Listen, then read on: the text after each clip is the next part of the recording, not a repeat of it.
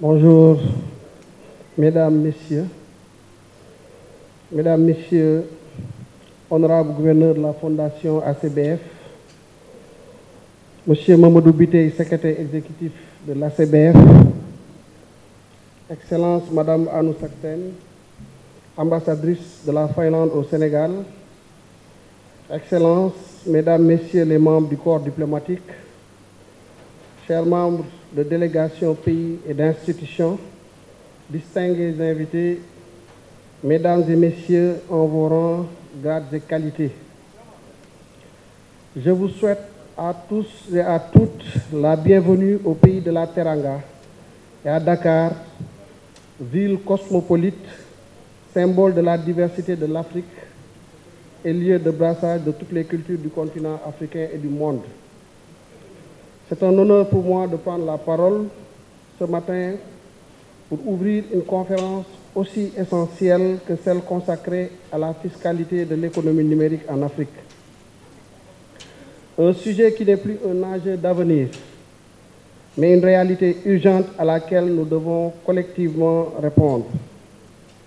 Comme vous le savez, le président de la République, son Excellence Bassirou Diomaye Diakhar Faye, attache une importance capitale à la mobilisation des ressources internes et au renforcement des capacités endogènes. Pour le Sénégal comme pour toute l'Afrique, ce sont là les leviers d'un développement durable et d'une transformation socio-économique profonde. Cet engagement requiert la participation et l'implication de tous les acteurs sur le continent, en particulier la Fondation pour le renforcement des capacités en Afrique.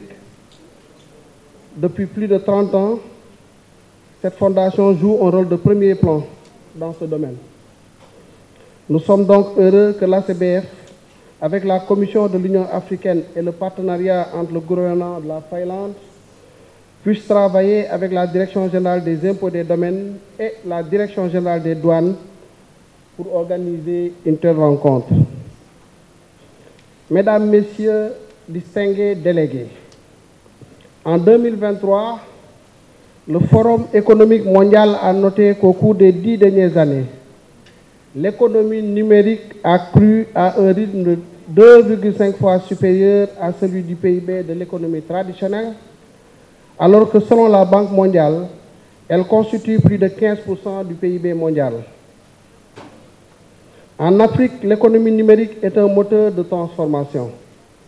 Avec 70% de la population âgée de moins de 30 ans, un taux de pénétration d'Internet en hausse, 27% en 2023, et une adaptation massive de la mobile monnaie, 1105 milliards de dollars ont transité par les comptes de mobile monnaie sur le continent durant l'année écoulée, ce qui représente une augmentation de 15% par rapport à l'année 2023. Notre continent incarne donc l'innovation. Cependant, les défis demeurent. L'accès à l'électricité reste un obstacle de taille. À peine 43% de la population africaine bénéficie d'une fourniture fiable. Le continent enregistre une perte annuelle de 60 milliards de dollars en raison de la non-numérisation de la collecte des impôts et des flux financiers illicites. L'absence de cadre harmonisé de la fiscalité numérique limite la capacité d'action commune. Pourtant, l'agenda 2063 de l'Union africaine et la zone de libre-échange continentale africaine, ZLECAf, appellent à une fiscalité équitable et à une souveraineté numérique. L'heure est venue de traduire les intentions en une réalité tangible. Mesdames, Messieurs, distingués invités, le Sénégal s'inscrit résolument dans cette dynamique. Avec le New Deal technologique, notre pays compte investir 1361 milliards de francs CFA pour financer le plan d'action constitué de 28 réformes et 69 projets. Sur le plan fiscal, le Sénégal a adopté en 2023 une taxe sur les services numériques ciblant les revenus des géants de la tech. Une initiative audacieuse mais qui doit s'inscrire dans une vision panafricaine cohérente. À cet effet, pour bâtir un avenir équitable et renforcer notre intégration, je propose que notre réflexion s'organise autour de 3 piliers d'action. L'harmonisation des législations fiscales en Afrique, l'investissement massif dans l'infrastructure numérique et la formation, le renforcement de la coopération internationale en collaboration avec l'OCDE et l'ONU pour adapter les règles globales aux réalités africaines.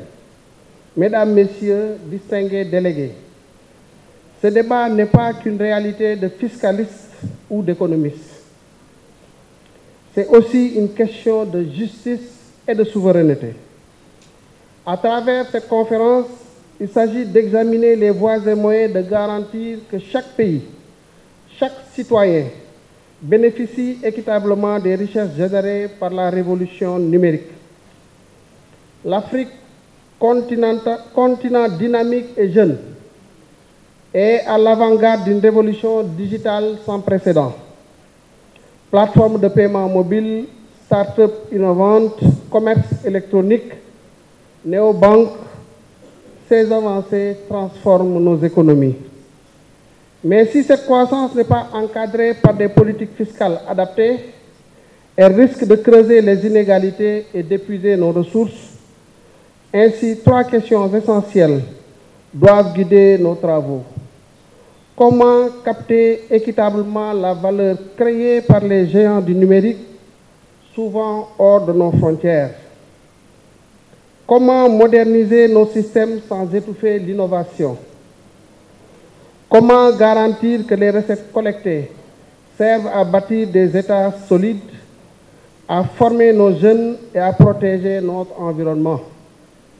Je vous invite durant ces journées à penser ensemble, à innover ensemble et à agir ensemble. Car c'est par la solidarité, la vision partagée et la coopération panafricaine que nous pourrons écrire un chapitre africain de souveraineté financière et de révolution numérique inclusive, durable et prospère. Sur ces notes d'espoir, je déclare ouverte la conférence internationale sur la fiscalité de l'économie numérique et vous remercie de votre aimable attention.